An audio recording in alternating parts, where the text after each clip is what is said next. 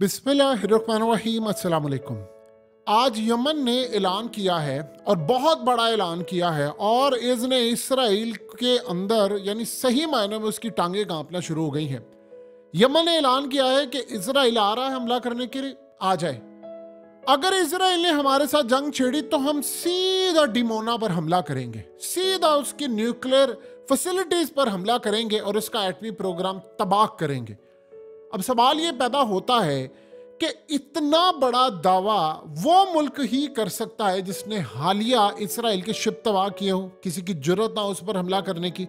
फिर हालिया उसने बहुत सारे मामलात में आगे बढ़कर अमेरिका का शिप तबाह कर दिया, सुपर पावर, यूके का शिप तबाह कर दिया, तीनों एटमी पावर हैं। ये समझने वाली बात है।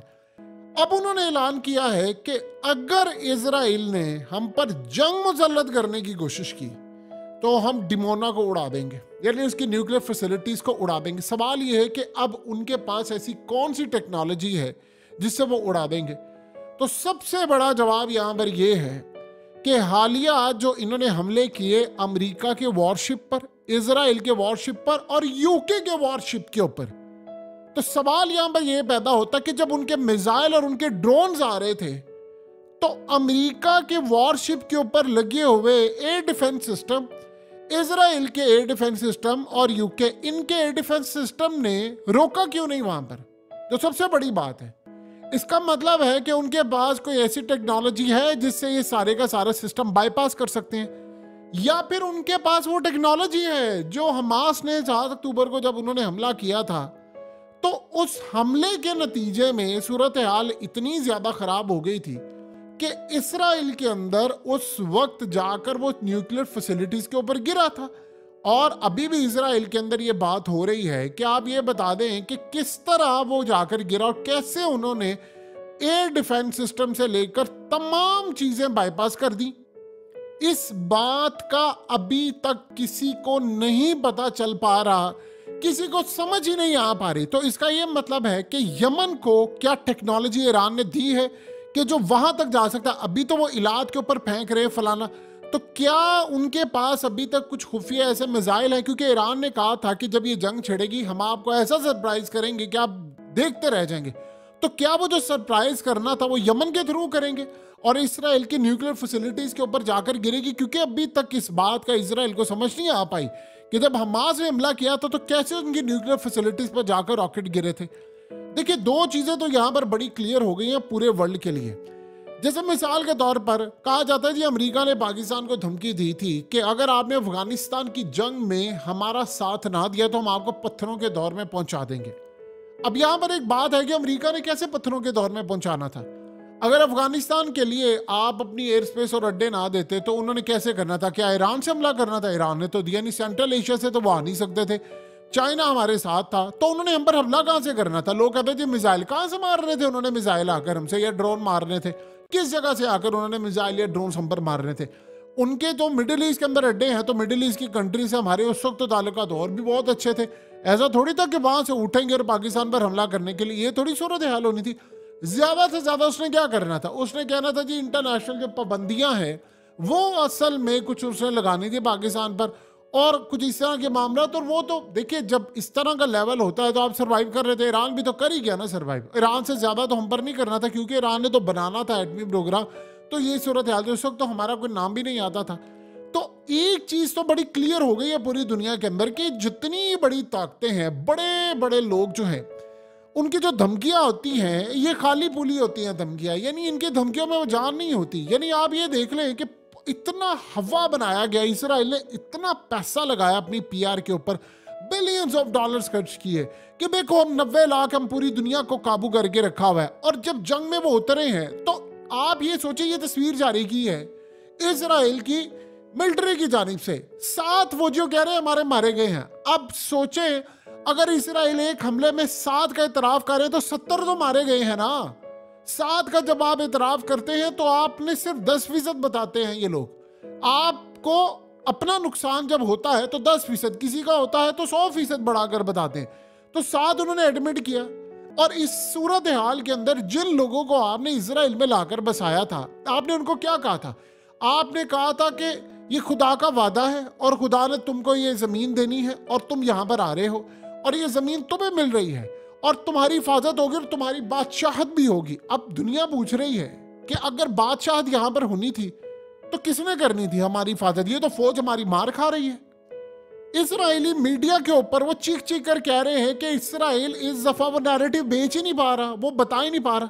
आप ये देखें कि दुनिया में एक और भी चीज हो गई है कि आपके अंदर दम होना चाहिए लड़ने के लिए। हथियार असला है या नहीं है, दम होना चाहिए। आप किसी भी सुपर पावर को हरा लेते हैं। यानी आप ये देखें कि लोग पूछ रहे हैं कि 1948 में इसराइल ने जंग की, वो जीत गया, 1967 में की, जीत गया। तो क्या ऐसी इस दफा सूरत हाल है कि इसराइल हारा? देखिए, हमास ने जब लड़ाई की थी, शुरुआत की थी, तो जब ये बनी थी तो बहुत सारे लोगों ने उनको तस्लीम नहीं किया था। वो कहते यार नहीं, हम क्यों। जब इन्होंने उनके लोगों को मारना शुरू किया, बच्चे यतीम हो गए, फलाना हो गया, तो फिर वो जब बड़े हुए तो उन्होंने कहा हमने इंतकाम लेना है। और 2014 के बाद इन्होंने अपने आप को इतना इम्प्रूव किया हमास ने, उन्होंने ट्रेनिंग ली, अपने पूरे मामलात रखे सामने, उन्होंने मिसाइल के ऊपर फोकस किया, उन्होंने जाकर सुरंगों में बैठकर पूरी यानी हर तरह से अपना लेवल बढ़ाया। दुनिया का सबसे सोफिस्टिकेटेड, सबसे खतरनाक तरीन नेटवर्क सुरंगों में बनाया है, जो 600-700 किलोमीटर, अभी तो ये अंदाजा है ना 600-700 किलोमीटर, पता नहीं कितने किलोमीटर तक हो। पूरे वर्ल्ड में ऐसा कोई नहीं है जो उन्होंने बना दिया इंफ्रास्ट्रक्चर। हम अक्सर बात करते हैं पुरानी कौमों ने जमीन के अंदर फला, सुरंगों का इतना नेटवर्क बना दिया कि पूरे वर्ल्ड में नहीं है। अब ये नहीं पता किसी को, आज तक नहीं पता कि आगे ये लेबनान में निकलती है, इसराइल से निकलती है और कहीं होती कहीं आगे चलकर वो इजीली ईरान तो नहीं चले जाते। दुनिया को पता ही नहीं है कि वो कैसे आ रहे हैं, कैसे जा रहे हैं। अब आप ये सोचें कि इस सारे मामले के अंदर इस तस्वीर को गौर से देखिए। ये तस्वीर क्या बता रही है? आप सड़क पर जा रहे हो, आप गाड़ी में ड्राइव कर रहे हो और अचानक से सायरन बजना शुरू हो जाए, आपके मोबाइल के ऊपर पूरी तरह बज होना शुरू हो जाए। ये इसी तरह होता है इसराइल में। और कह रहे हैं कि जहां से आप गुजरे हो वहां से रॉकेट जा रहा है, सायरन है, और आप फौरी तौर पर गाड़ी को खुला छोड़कर आप दीवार के साथ लगकर अपना हाथ सर पर रखते हैं कि मिसाइल आ रहा है, मैं अपने आप को बचाऊं। आप वो फीलिंग, आप उसका अंदाजा कर सकते हैं। वो फिर आपको डिसऑर्डर हो जाता है, पोस्ट ट्रॉमेटिक स्ट्रेस डिसऑर्डर, जिसको PTSD बोलते हैं, जिसकी वजह से 2.25 लाख इसराइलियों ने इस वक्त अनएम्प्लॉयमेंट क्लेम कर लिया कि उन्होंने जॉब छोड़ दिया कि भाई हमसे काम नहीं हो रहा। और आप देखिए 5,10,000 ये कल तक का फिगर, आज पता नहीं कितना हो गया होगा, लोग छोड़कर चले गए हैं इसराइल, और अभी भी 15-20 लाख लाइनों में लगे हैं। तो इस सारे मामले के अंदर अब वो डिमोना, इन्होंने क्या कहा था, हम न्यूक्लियर हमने बना लिया है और हम देखना हिफाजत करेंगे, कोई हमारे आगे नहीं आएगा। अब वहां के लोग कह रहे हैं कि यार आपने तो कहा था कि हमारे पास न्यूक्लियर है और ये अर्द मुकद्दस है और ये यहाँ पर हमारे यानी हमें बचाने वाला आएगा, हमारा निजात दहिंदा आएगा, फलाना आएगा, तो हम दुनिया के अंदर बादशाहत करेंगे। हम तो अपना आप बचा नहीं पा रहे। हमारी जो हालत ये है कि अगर ये लड़ाई बढ़ती बढ़ती आगे जाती है, 57,000 इसराइल की कंपनीज वो कह रहे हैं कि बैंकरप्ट हो सकती हैं, और वो कह रहे हैं कि पूरे मुल्क के अंदर शिपिंग की वजह से सारा नुकसान है। और अभी लड़ाई सिर्फ किन से हो रही है? ग्रुप से हो रही है। लोग कह रहे हैं कि आपने तो हवा बनाकर हमें दिया था कि हम आपको ये कर देंगे, वो कर देंगे, हम तो आपको ये फतह दिलवाएंगे, ये दिलवाएंगे। तो वो किधर है यार आपकी फतह? आपने हम पर इतने दावे लगाए, हम ये कर लेंगे, हम पूरी दुनिया को फतह कर लेंगे, मुसाद हमारी ये है, हमारा ये सब कुछ हो जाएगा। उन्होंने कहा कि किधर है? अभी तक तो हमें कुछ भी नजर नहीं आ रहा। तो ये सारी जो सूरत हाल इस वक्त पैदा हो गई, उसने इसराइल को पूरी तरह दबोच कर रख दिया। लोग कह रहे हैं कि यार तुम लोग पूरी तरह तबाही का शिकार हो गए हो। हमने जिंदगी के अंदर कभी सोचा नहीं था कि ये टाइम भी हमें देखने को मिलेगा। अब असल में कहानी का रुख इस जानिब आ चुका है कि इसराइल पूरी तरह तबाह हो रहा है। यानी आप ये देखिए, अभी जंग उसके ऊपर मुसल्लत नहीं है। अभी अगर उसके ऊपर जंग मुसल्लत होगी, आप सोचें, मुस्लिम कंट्रीज, आप जानते हैं बहुत सारी मुस्लिम कंट्रीज क्या चाहती हैं? वो चाहती हैं कि इसराइल ये जंग हार जाए। ये वो चाह रही हैं क्योंकि उनको पता है अगर हमास हार गया तो उसके बाद ये जंग पूरे खित्ते में फैल जानी है। तो वो कहीं ना कहीं चाह रहे हैं कि इसराइल जंग हारे और ये जंग हार कर एक सीज फायर हो जाए, कि वो भी रहे ये भी रहे, इस तरह का मामला कोई हो जाए। लेकिन वो ये नहीं चाह रहे कि इसराइल जीते, क्योंकि उनको पता है उसके बाद तबाही आ जाएगी। और इस सारे मामले के अंदर आप देखिए, आपके डिमोना को वो अगले हिट करने के लिए जा रहे हैं। आपके फौजियों का अंबार लग रहा है रोजाना के बेसिस के ऊपर। अब सोचिए जरा कि अगर ये कह रहे हैं कि जी हम जाकर आपके न्यूक्लियर पावर प्लांट को हिट करेंगे या डिमोना को हम हिट करेंगे, तो आप बताइए कि ये कैसे मैनेज कर सकते हैं। अब देखिए, पिछले काफी अरसे से एक बात तो तय हो गई है, यानी ईरान ने भी हालिया साबित किया है कि अमेरिका के वॉरशिप के ऊपर ड्रोन्स आ रहे हैं, अमेरिका डिटेक्ट नहीं कर पा रहा।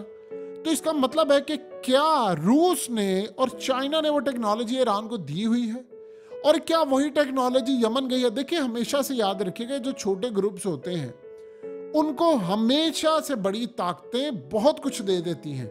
जैसे टीटीपी के पास अमेरिकी कमांडोज वाला असला था, और वो असला था जो अमेरिका की एलीट फोर्स इस्तेमाल करती।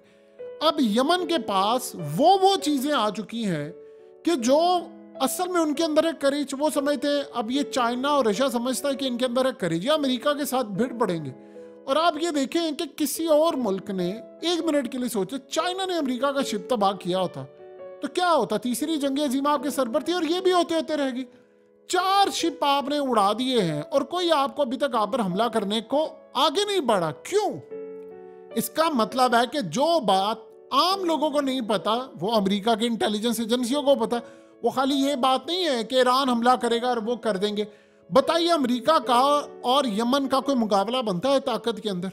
लेकिन फिर क्या वजह है?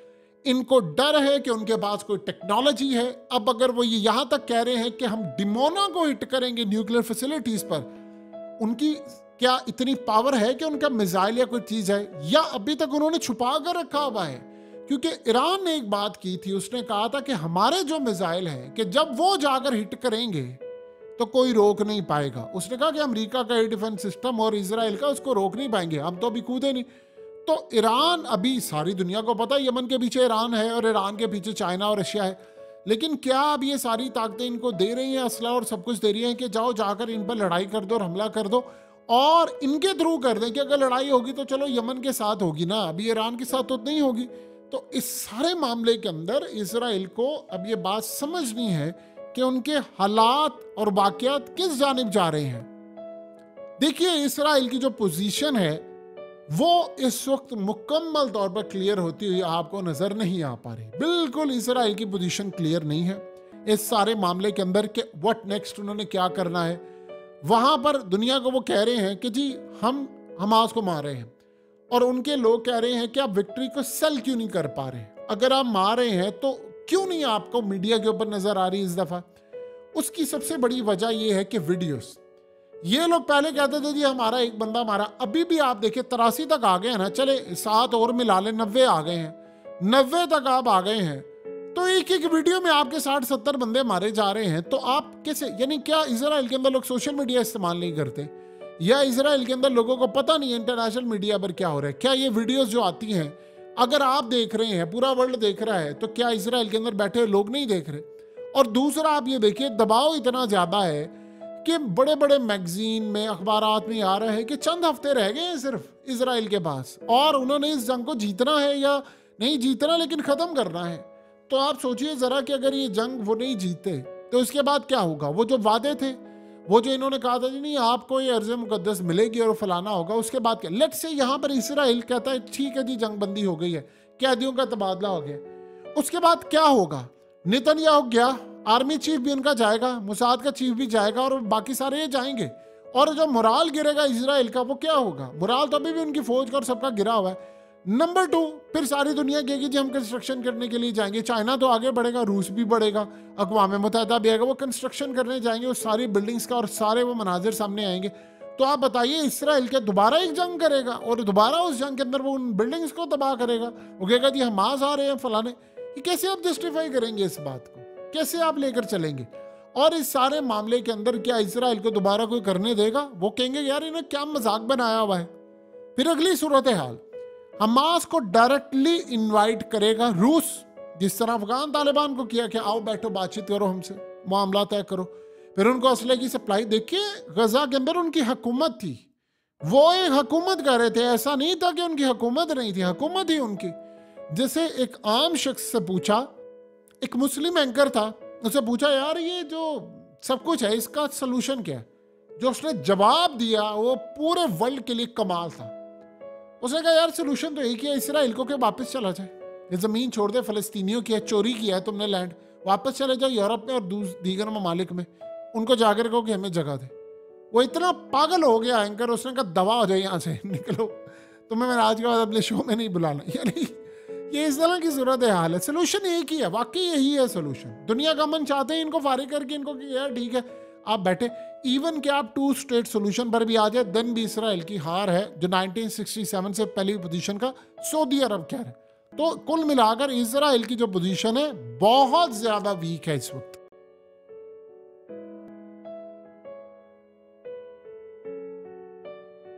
हकीकत टीवी को सब्सक्राइब करना मत भूलें, वीडियो को लाइक करें, शेयर करें और कमेंट सेक्शन में अपनी राय का इजहार जरूर करें।